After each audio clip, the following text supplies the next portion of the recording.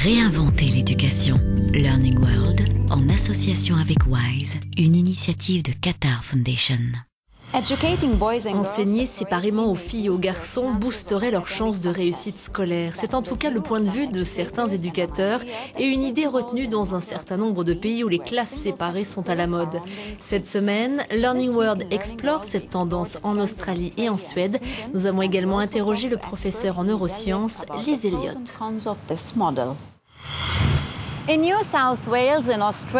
Dans l'État australien de la Nouvelle-Galles du Sud, filles et garçons sont séparés en cours, les autorités étant convaincues que cela améliore la réussite scolaire et le développement personnel. Aujourd'hui, il existe une quarantaine d'écoles de ce genre dans le secondaire. Nous avons visité l'une d'entre elles. Dans l'État de la Nouvelle-Galles du Sud en Australie, les écoles non mixtes représentent 12% des lycées. La High School Epping Boys à Sydney est l'une d'entre elles, ici que des garçons.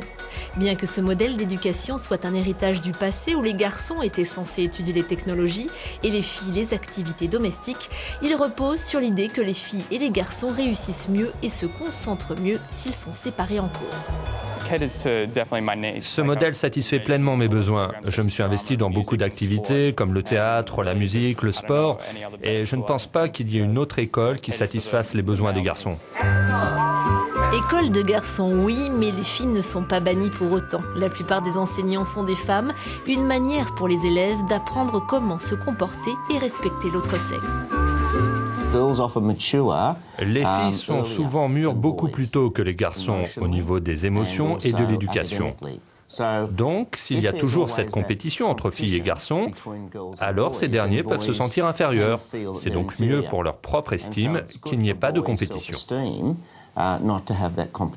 Certaines études révèlent aussi que dans un environnement mixte, les garçons ont tendance à choisir des matières ou des activités considérées comme plus masculines, comme par exemple certains sports.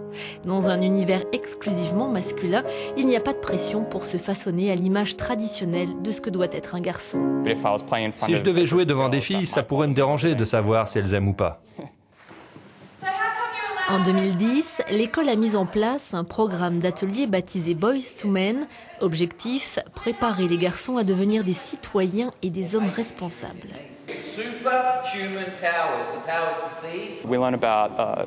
On apprend ce qu'est le harcèlement sexuel, la place des femmes au travail et en particulier les mauvais choix qu'ont fait les gens. Le programme Boys to Men fait référence aux choix que nous faisons en tant qu'hommes. Alors bien sûr, il y a beaucoup question des femmes. Le programme Boys to Men vient d'être récompensé par le ministère de l'Éducation. Il valide ainsi le modèle d'école séparée en Nouvelle-Galles du Sud, même si aucune nouvelle école de ce genre n'a été créée depuis des dizaines d'années. Nous pensons avant tout à la réussite scolaire. Nous réalisons maintenant que le plus important, ce n'est pas de savoir à côté de qui vous êtes assis, mais comment l'enseignement est délivré. L'Epping Boys High School a fait le pari de miser sur plus de 100 activités. Le respect de la diversité culturelle et de la mixité sociale fait également partie de l'enseignement.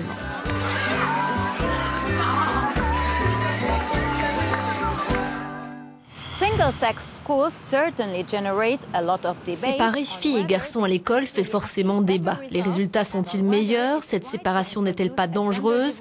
Pour répondre à ces questions, nous rejoignons à présent Liz Elliott, professeure en neurosciences à la Chicago Medical School.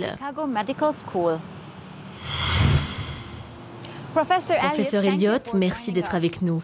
Y a-t-il des différences entre le cerveau des hommes et des femmes? Les deux sexes apprennent-ils différemment? Il n'existe aucune différence au niveau cérébral qui justifie cette séparation. Et je conteste aussi l'idée selon laquelle filles et garçons apprendraient différemment.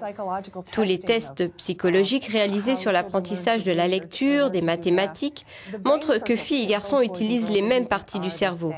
Effectivement, nous savons que les filles lisent mieux. Le fait qu'un garçon lise aussi bien qu'une fille est simplement lié au temps qu'il passera à la lecture. Même chose pour les mathématiques. Il n'y a donc aucune raison psychologique ou neurologique pour séparer filles et garçons à l'école. Je pense qu'ils ont été séparés pour des raisons historiques et culturelles. Les parents se sentent plus à l'aise avec des classes où filles et garçons sont séparés. en raison de l'attirance sexuelle. Ils pensent que filles et garçons se distraient mutuellement.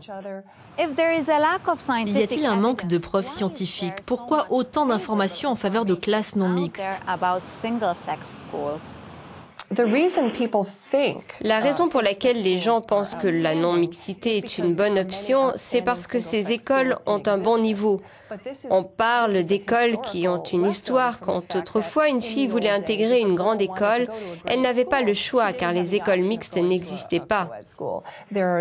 Ces académies de filles et de garçons avec des élèves réellement intelligents issus de familles privilégiées, ces écoles ont d'immenses ressources financières. Elles peuvent donc avoir d'excellents professeurs, ce qui donne l'impression que les bons résultats de ces écoles sont dus à la non-mixité. Quels sont les inconvénients de ces écoles non mixtes?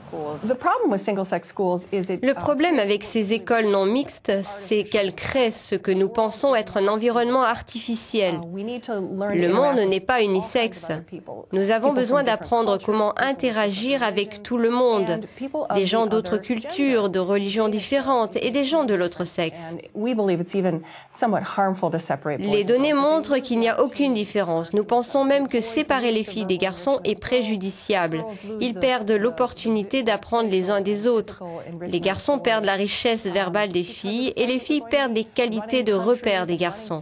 Et parce qu'ils vont travailler ensemble, ils doivent développer des capacités communes.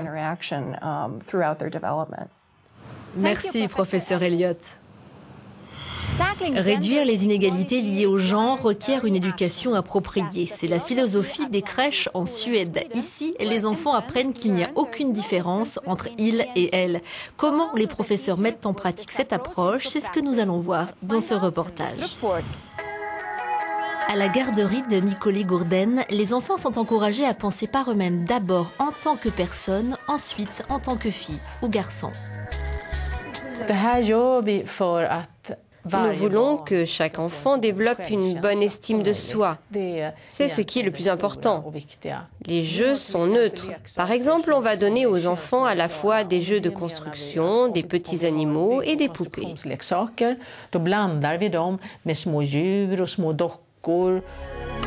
Pour éviter les stéréotypes liés au genre, on ne parle pas aux enfants en tant que filles ou garçons, mais plutôt en tant qu'amis. Ils sont aussi bien encouragés à jouer à la poupée qu'à faire des courses de voiture.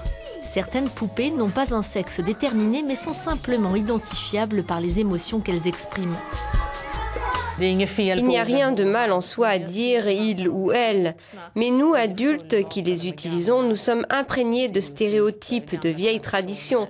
Nous classifions et faisons la distinction entre garçons et filles, hommes et femmes. Nous voulons prendre de la distance avec ce schéma. Nous voulons que les enfants changent, mais ils n'ont pas besoin d'être rééduqués. C'est à nous, adultes, de corriger notre pensée.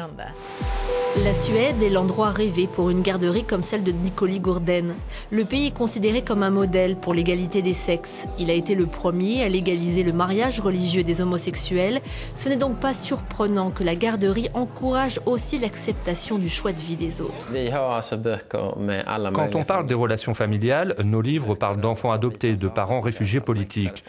Dans nos livres, on trouve des parents blancs, de couleur, des couples mixtes, des familles monoparentales et des parents du même sexe. Les livres d'enfants reflètent tous les types de familles. Pour certains, la garderie va trop loin dans sa défense de l'égalité, mais ceux qui laissent leurs enfants sont satisfaits de cette philosophie. Ce qui compte, c'est le développement des enfants. Ici, ils apprennent l'estime de soi, l'ouverture au monde. Ils développent leur créativité et les encadrants font un bon travail. Comme n'importe quelle garderie, Nicoli Gourden prépare l'avenir des enfants, un avenir que les parents espèrent plus brillant et plus juste. Je souhaite et j'espère que mon enfant saura qu'il n'y a pas de différence entre lui et un autre enfant, que les filles et les garçons ont les mêmes chances.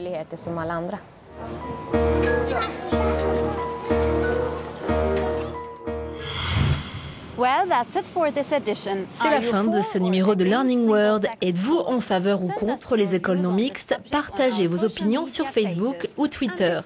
Avant de se quitter, un mot sur notre numéro consacré à la stimulation de l'apprentissage chez les bébés.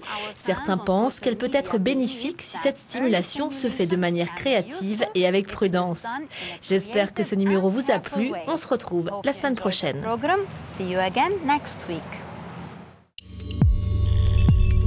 Learning World, en association avec WISE, une initiative de Qatar Foundation.